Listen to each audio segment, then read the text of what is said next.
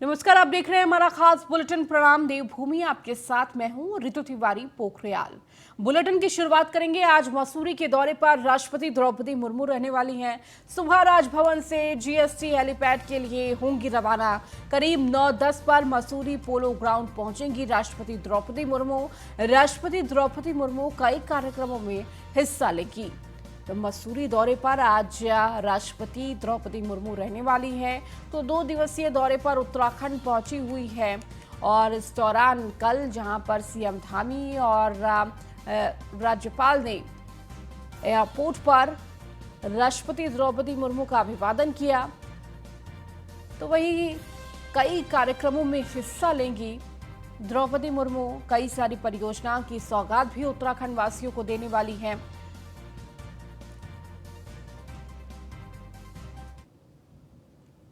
तो राष्ट्रपति का 9 दिसंबर का कार्यक्रम भी आपको बता देते हैं। सुबह 8 बजे नक्षत्र वाटिका का शुभारंभ करेंगी राष्ट्रपति। सुबह 8:30 बजे जीटीसी हेलीपैड से मसूरी के लिए रवाना होंगी। 9:20 पर मसूरी स्थित एलबीएस अकादमी में कई कार्यक्रम हैं। एलबीएस अकादमी में लोकार्पण और शिलान्यास भी कई कार्यक्रम हैं। दोपहर का भोजन मुर्मू एलबीएस अकादमी मसूरी में करने के बाद वापसी दोपहर 2 बजे दून यूनिवर्सिटी में आयोजित कार्यक्रम में शिरकत करेंगी। शाम 4 बजे दून यूनिवर्सिटी दीक्षांत समारोह में हिस्सा लेंगी। तो दून विश्वविद्यालय में महिला स्वयं सहायता समूहों दिव्यांगों के साथ चर्चा करेंगी। जॉली ग्रांट से शाम 4:45 पर दिल्ली के लिए रवाना हो जाएंगी राष्ट्रपति।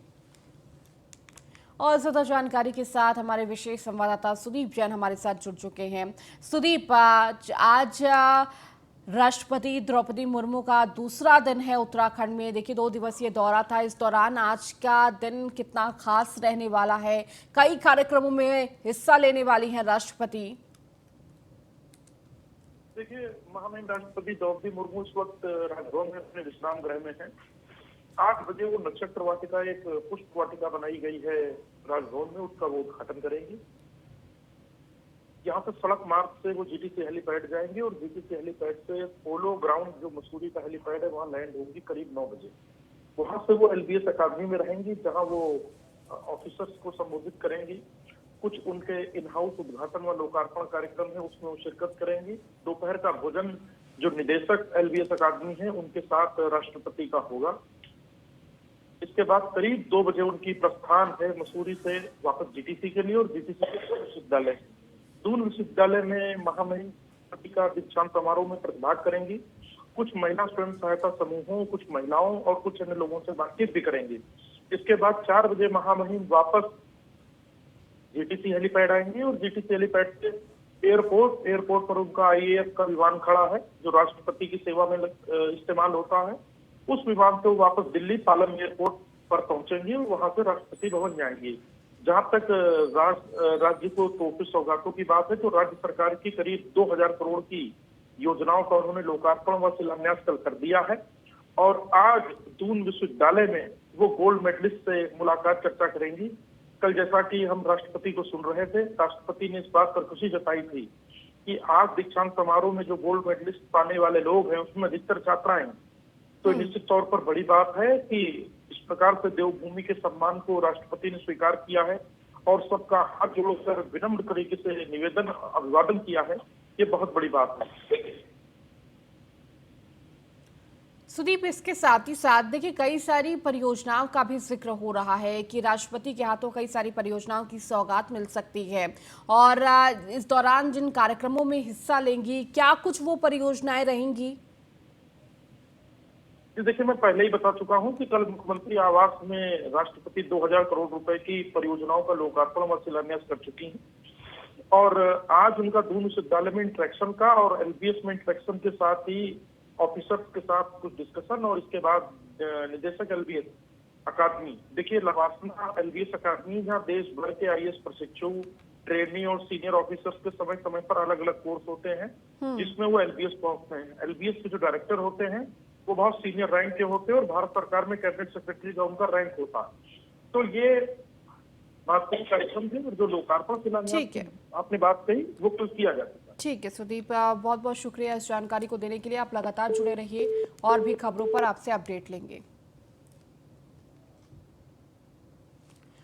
वहीं बागेश्वर में दर्दनाक सड़क हादसा। अनियंत्रित कार खाई में गिरने से यह हादसा हुआ है। इस सड़क हादसे में 4 लोगों की दर्दनाक मौत हो गई। कार में सवार 6 लोगों में 4 की मौत हो गई है, 2 गंभीर रूप से घायल हैं। सभी घायलों को अस्पताल में भर्ती कराया गया है। तो बागेश्वर में ये दर्दनाक सड़क हादसा देखने को मिला, जिसमें 4 लोगों की मौत हो गई। तो कार में सवार 6 लोगों में 4 की मौत हो गई है, 2 गंभीर रूप से घायल हैं, जिन्हें अस्पताल में भर्ती कराया गया है और इनका इलाज चल रहा है। अभी इनकी स्थिति गंभीर बताई जा रही है। तो बागेश्वर में ये दर्दनाक सड़क हादसा देखने को मिला है। अनियंत्रित कार खाई में गिरने से यह हादसा हुआ, जिसमें 4 लोगों की दर्दनाक मौत हो गई। वहीं इस कार में करीब 6 लोग सवार थे, जिसमें से 4 लोगों की मौत हो गई है, 2 लोग गंभीर रूप से घायल बताए जा रहे हैं, जिन्हें अस्पताल में भर्ती कराया गया है।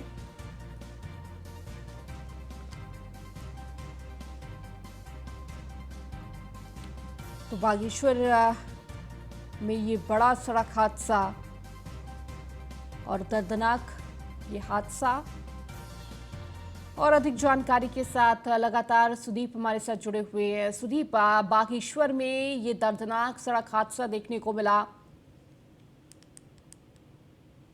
जी बिल्कुल, कल वीरवार के दिन एसडीआरएफ को एक सूचना आई थी कि एक वाहन है जो बागेश्वर जिले में जिसको वैगनर कार है, जो वो UA04 करके नंबर है, वो खाई में गिरी है। इसके बाद जब सर्च ऑपरेशन शुरू किया गया तो कार में 2 लोग घायल मिले, जिसमें एक तो ज्योति है जो 4 वर्ष की बच्ची है, जबकि पुष्पा देवी जिनकी उम्र 32 साल है। जबकि अन्य 4 लोगों की मौत हुई है। इसमें दरमान सिंह, लाली देवी, गोपनू देवी और आमुली देवी हैं। ये स्थानीय ही लोग हैं जो एक स्थान से दूसरे स्थान को जा रहे थे। हादसे की देखिए वजहों का अभी तक पता नहीं लग पाया है, पर रमड़ी नामक जिस स्थान पर हादसा हुआ है वहां काला सड़क पर आना एक वजह हो सकती है, ऐसा अनुमान लगाया जा रहा है। बहरहाल अब इसकी मजिस्ट्रेट स्तर पर जांच होगी, जिसका स्थिति और साफ हो पाएगी। ठीक है, बहुत बहुत शुक्रिया सुदीप इस जानकारी को देने के लिए।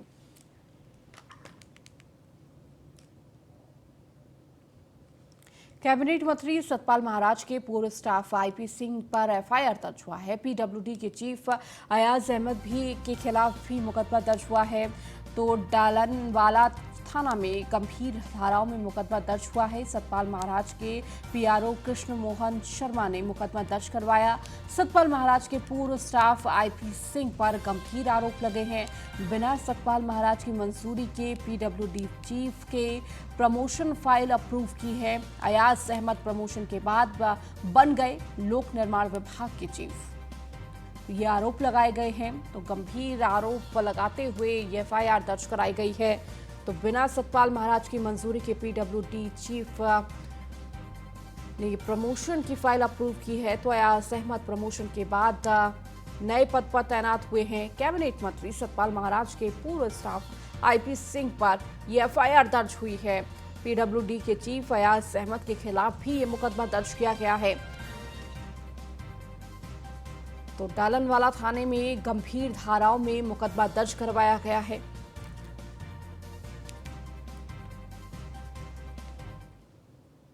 गुजरात और हिमाचल विधानसभा चुनाव को लेकर मुख्यमंत्री पुष्कर सिंह धामी की पहली प्रतिक्रिया सामने आई है। गुजरात में संतोषजनक चुनाव परिणाम पर मुख्यमंत्री पुष्कर सिंह धामी ने कहा, कांग्रेस को पूरे देश ने नकार दिया है।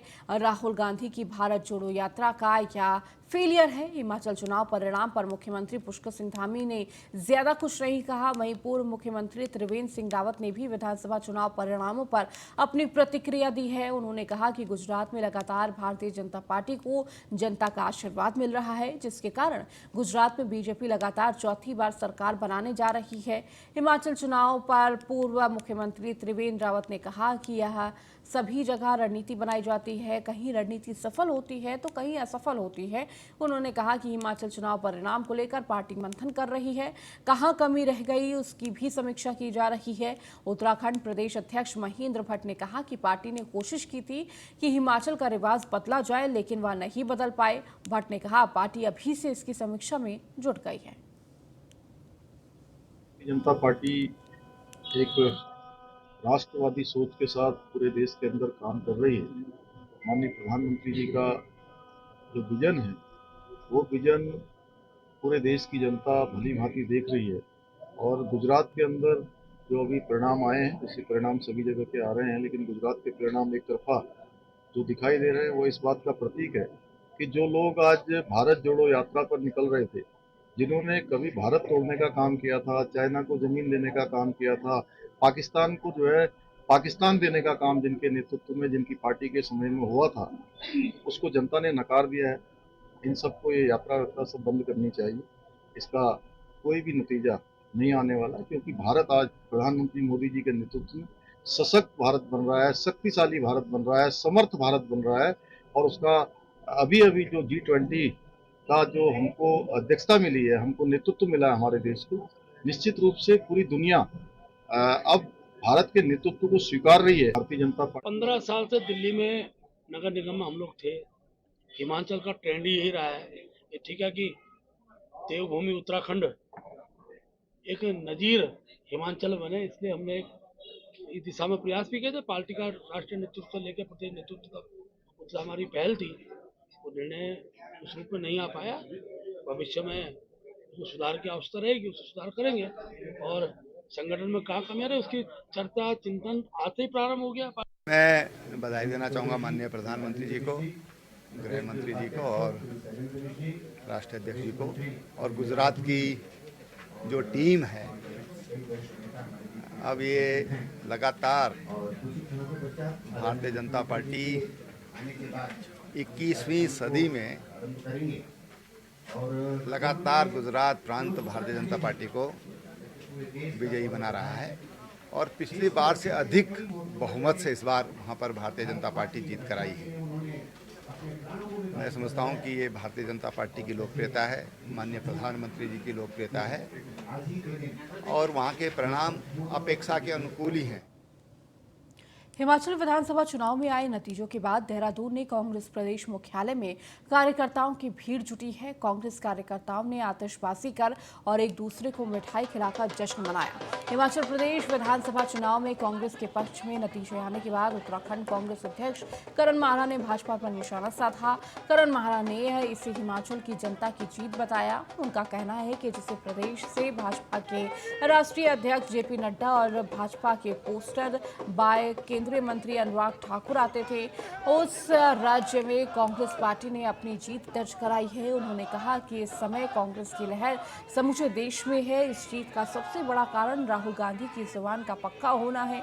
उन्होंने कहा कि जिन 2 राज्यों में कांग्रेस की सरकार है, वहां राहुल गांधी ने ओल्ड पेंशन स्कीम को लागू कराया। राहुल गांधी ने इसी संदेश को प्रियंका गांधी ने हिमाचल की जनता तक पहुंचाया। वहीं उन्होंने गुजरात चुनाव का जिक्र करते हुए कहा कि भाजपा की बी टीम कही जाने वाली आम आदमी पार्टी 17% से ज्यादा वोट शेयर ले गई। अगर आप और कांग्रेस का वोट शेयर जोड़ दिया जाए तो भाजपा कहीं नहीं टिकती, लेकिन भाजपा केमिस्ट्री बनाने में कामयाब रही।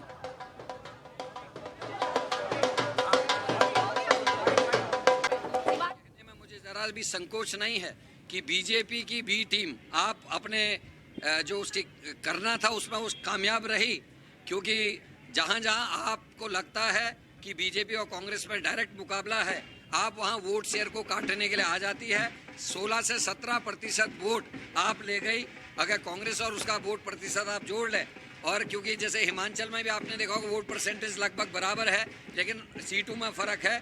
अगर आपको पड़ने वाला 17% वोट कांग्रेस के फेवर में जाता तो निश्चित तौर पर कांग्रेस की सरकार आज गुजरात। हिमाचल विधानसभा चुनाव में भारी जीत पर कांग्रेस में खुशी की लहर है। अल्मोड़ा में चौघान पाटा में जिला कांग्रेस कमेटी ने मिठाई बांटी और आतिशबाजी के साथ जश्न मनाया। तो अल्मोड़ा जिलाध्यक्ष पीतांबर पांडे ने कहा कि अब बीजेपी का ग्राफ कम होगा। आज हिमाचल प्रदेश में भारी बहुमत को लेकर के अल्मोड़ा के कांग्रेस जनों द्वारा मिष्ठान वितरण किया गया। पूरे उत्साहित होकर के आज जो है इन्होंने जेपी नड्डा वापस जाओ, क्योंकि जेपी नड्डा जी जो हिमाचल के से रहने वाले और राष्ट्रीय अध्यक्ष हैं, उनने अपने नैतिकता के आधार पर कांग्रेस ने मांग की है कि उन्हें अपना इस्तीफा दे देना चाहिए। और कांग्रेस, आप पूरे कांग्रेस जनों को हम बधाई देना चाहते हैं और आभारी हैं राहुल गांधी जी के, प्रदेश अध्यक्ष जी के, राष्ट्रीय अध्यक्ष जी के, कि उनके शुरुआत जो है हिमाचल से हो चुकी है। देश के पहले सीडीएस जनरल स्वर्गीय विपिन रावत की प्रथम पुण्यतिथि के अवसर पर बीजेपी मुख्यालय देहरादून में श्रद्धांजलि सभा का आयोजन किया गया। इस मौके पर मुख्यमंत्री पुष्कर सिंह धामी, बीजेपी प्रदेश अध्यक्ष महेंद्र भट्ट और पूर्व मुख्यमंत्री त्रिवेंद्र सिंह रावत समेत पार्टी के तमाम वरिष्ठ नेताओं ने स्वर्गीय विपिन रावत के चित्र पर माल्यार्पण कर उन्हें श्रद्धा सुमन अर्पित किया। वहीं इस मौके पर मुख्यमंत्री पुष्कर सिंह धामी ने कहा कि आज सभी ने यह संकल्प लिया है कि जनरल विपिन रावत के सपने पार्टी और सरकार पूरा करेगी। इस मौके पर बीजेपी प्रदेश अध्यक्ष महेंद्र भट्ट ने कहा कि पार्टी हर साल स्वर्गीय विपिन रावत की पुण्यतिथि के अवसर पर रक्तदान शिविर का आयोजन करेगी। जनरल बिपिन रावत जी का समय हम सब के बीच में से जाना, जहां उत्तराखंड राज्य के लिए तो बहुत बड़ी क्षति हुई, पूरे देश के लिए बहुत बड़ी क्षति थी और उनके बहुत सारे सपने थे।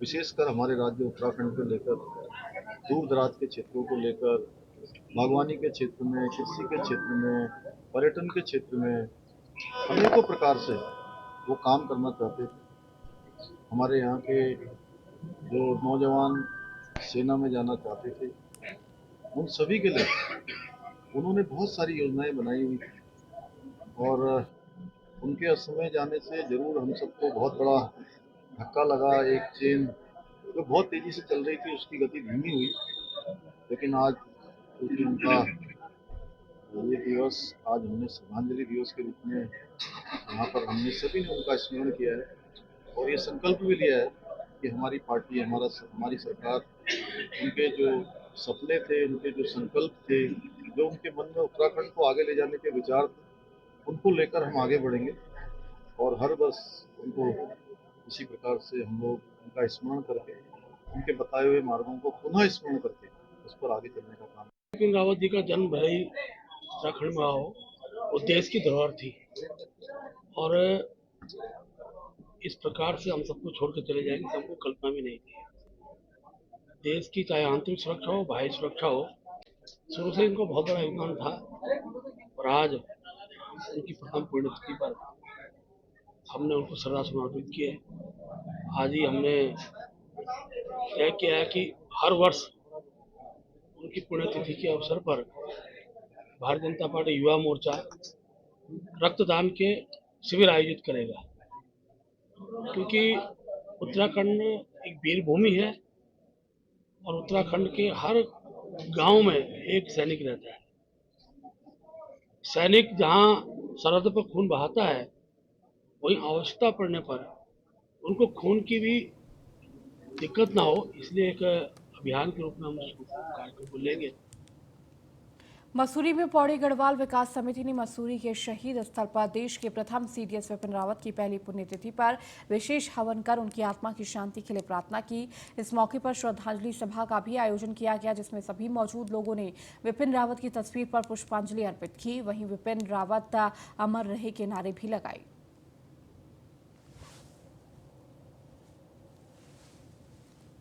हमारे युवा लोग हैं वो थोड़ा व्यसन की ओर ज़्यादा जा रहे हैं और फौज में जाने का मतलब है कि आप व्यसनों से दूर हैं, आपके अंदर एक जज्बा है। क्योंकि मैं भी एक फौजी के पुत्र हूँ, मेरे पिताजी फौज में थे, गढ़वाल राइफल में थे, तो मुझे पता है कि फौजियों के जो रूल्स होते हैं, जो नियम होते हैं, कहीं ना कहीं मैं उनसे थोड़ा विदित हूँ उन चीज़ों से। तो मुझे लगता है कि उन युवाओं को हम कैसे अच्छे पदों पर पहुँचा पाएँ, उनको कैसे हम व्यसनों से दूर रख पाएँ, मुख्य उद्देश्य हमारा बिपिन रावत जी को श्रद्धांजलि का यही था। हमारे देखिए, हम सभी जानते हैं कि उत्तराखंड एक युवा प्रदेश के साथ साथ यहाँ के युवाओं का सबसे ज़्यादा रुझान आर्मी और सेना की तरफ होता है और सीडीएस, हमारे प्रथम सीडीएस हमारे विपिन रावत जी हमारे सारे प्रदेश के युवाओं के लिए एक रोल मॉडल जैसे रहे हैं। किसी भी परिवार में जब कोई भी बच्चा किसी देश के लिए बलिदान देता है तो हम उसे बिल्कुल भी दुख का प्रतीक नहीं मानते, हम उसे गौरव और हर्ष का मानते हैं। देखिए, चमोली जिले के थराली में सैन्य बाहुल्य गांव सवाड़ में 15वें अमर शहीद मेले का शुभारंभ सैन्य कल्याण मंत्री गणेश जोशी ने किया। 3 दिवसीय इस मेले का आयोजन हर साल 7 दिसंबर को किया जाता है। कैबिनेट मंत्री गणेश जोशी ने शहीद स्मारक पर वीर शहीदों को नमन करते हुए सवाड़ गांव से आजादी की लड़ाई में शामिल हुए वीरों को याद किया। इस दौरान गणेश जोशी ने शहीद मेले को राजकीय मेला घोषित किया। वहीं हर साल के भीतर सवाड़ में केंद्रीय विद्यालय संचालित करने की घोषणा भी कैबिनेट मंत्री गणेश जोशी ने की।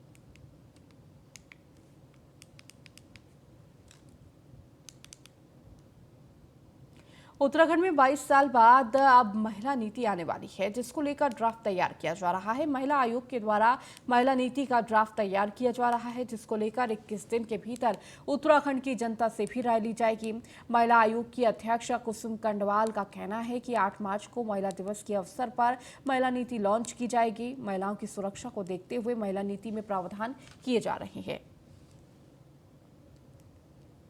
हमारी महिलाओं की सुरक्षा को लेके और जो हमारी बेटियां पहाड़ से प्लेन की ओर पढ़ने के लिए आती हैं, हालांकि मैं खुद भी जब जा रही हूँ, जहाँ भी मेरा दौरा होता पहाड़ की तरफ, मेरा सबसे ये निवेदन होता है, परिवार से विशेषकर ये निवेदन होता है कि अगर हम बेटा या बेटी दोनों को समान रूप से, आज हम समानता की बात कर रहे हैं कि समान रूप से दोनों को ही हमें समझाना भी होगा, थोड़ा शिक्षा उन्हें संस्कार भी देने होंगे और उनकी मॉनिटरिंग भी करनी होगी। हमारे बच्चे अगर पहाड़ से प्लेन की ओर आ रहे हैं तो थोड़ा सा हम सब की जिम्मेदारी बन जाती है कि वो वास्तव में कोई रास्ता ना भटके, और इसके लिए नीति में भी हम बिल्कुल प्रावधान है, नीति में भी हमारे पास सुझाव आ रहे हैं और ले भी रहे हैं कि और अच्छे से कैसे हमारी किसी भी बच्चे के साथ, किसी भी बेटी के साथ कोई ऐसा गलत काम ना हो, उसको लेके महिला आयोग हर समय तत्पर रहता है। मुख्य रूप चलिए, इस बुलेटिन में फिलहाल इतना ही। बने रहिए न्यूज़ 1 इंडिया के साथ।